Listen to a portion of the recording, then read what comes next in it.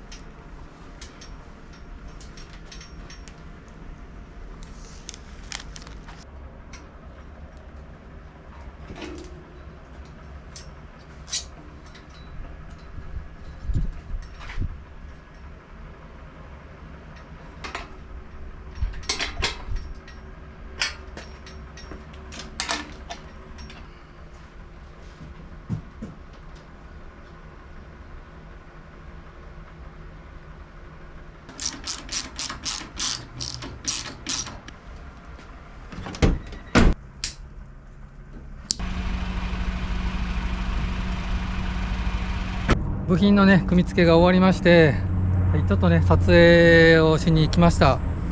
なかなかいい感じに仕上がったと思います。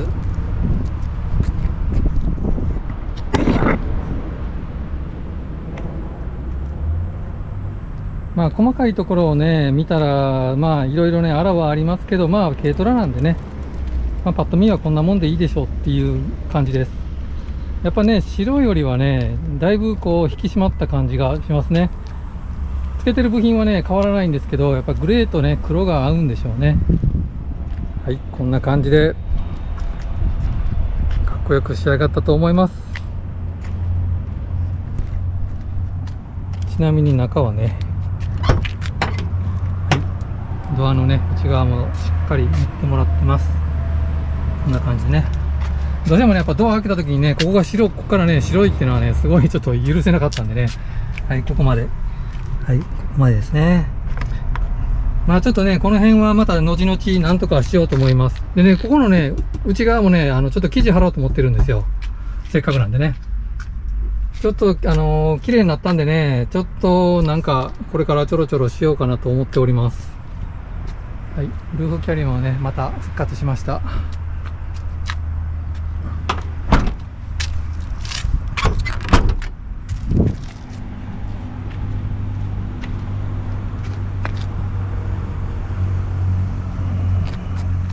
いいじゃないでしょうか。